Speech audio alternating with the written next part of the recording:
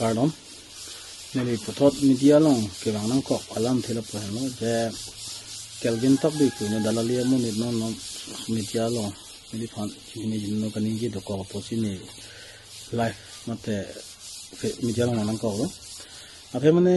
alang neli phan nang ki julo alam si ke tok media bete bete la si alang phan ite theni alam so ni ki pui pusi ni bang lo Kelvin dog bi ke Congress pen chikle yon thong lang BJP ki dum afran ke PSLC dong dalali lo ki dong top sapi mar la han ke jot no poisa ki dong top la sona ke chu amune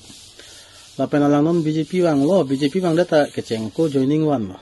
phoi ni sa joining one that pen non last lang ke claim to bang ke da railway station no a Bihari a Bengali tuman pangrum si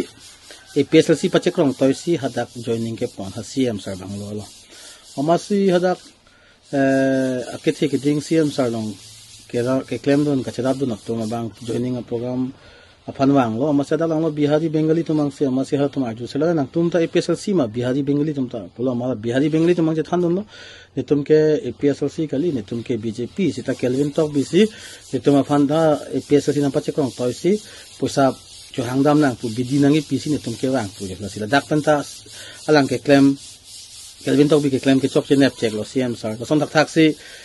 chairman chini ne IMEC chini ne MLA chini ne IEM chini ne lo poisa ke hang chimit me ani wang poisa ke hang non las go thoi ke CM sar phanta lakre pho poisa ke hang Captain Laks nam pilote Congress don delo BJP chewang po posi ke poisa ka demand la sona mune 2 nombori phaltu mune Kelvin tok bi honda CM sar ko anone kang hon alang phan hem anchulong le pu sang pendang lok tangka maha pendang lok rap pik lo Kelvin tok bi phan stami alang bang nona bang ke CM sar phanta dalali 2 nombori akam chi ke claim asona mune phaltu mune theklong ne tumi alom alang social media ki pi ajo jirlo baji kre si hini chosma ki pa me pam me ajo chini ne analo chini therak rap me press meet nangi pi media long lam ganing ha South India film la gunda nang nak nang nuk chosma ki ekdom phaltu son se lang ne khan media along lang si chosma ki pa me si ne khan nong nang ki jo nong nang pa juno kham ke kla CM sar panta jime jununu alang therak re ma CM tuliam long hangalong ke akeng pak along na chu phudun dei Kelvin tok bi po so na munit ki CM sar long akeng pak along na chu phudun dei akeng pak kachibi tang along le dugalong ta Kelvin tok bi ke chu phudun dei si CM sar phan si jununo jume me ke tok thera kam me ka ve la Kelvin tok bi po ma gyan ka ve munit lo la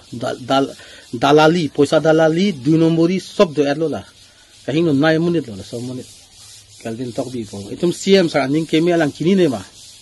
chini sa chini ne si chekrong yi aki me phanda kain no si ki puye tom lo non son kar biang long an tanon development akam ke claim CM sar ke claim chi paduk pik si piniani da towar mesen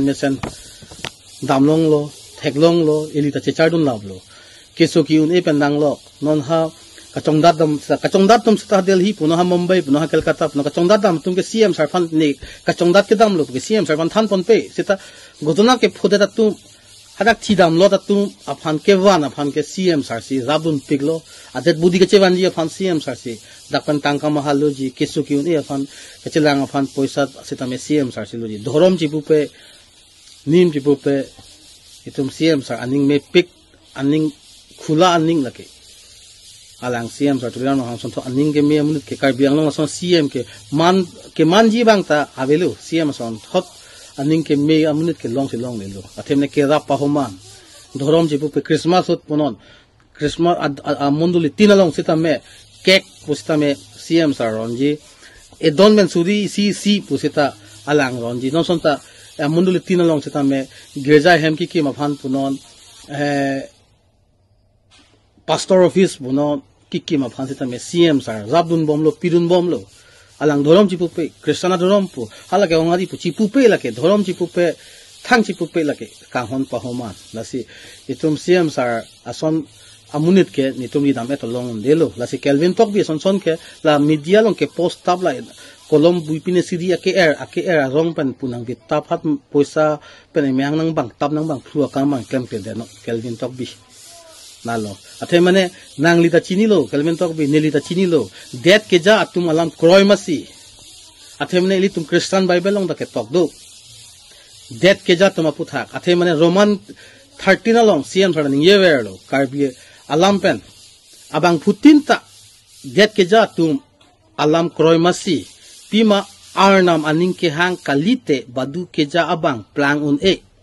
lapen non ke dobom det ke ja atuma phan arnam si bat lo pula ke ituma Bible long si ke tok lo tapan English pen lo si tok lo everybody must obey the state's authority because no authority exists without God permission and the existing authorities have been put there by God lake det ke ja phansi bang ki pudam lo tase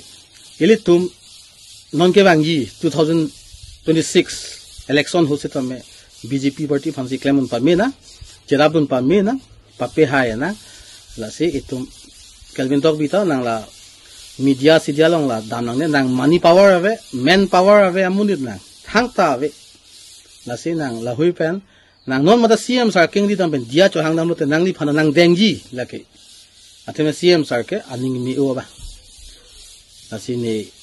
kelvin tok bi fan trula so media pen trula pen se nang fan ne nang par chini lo gardom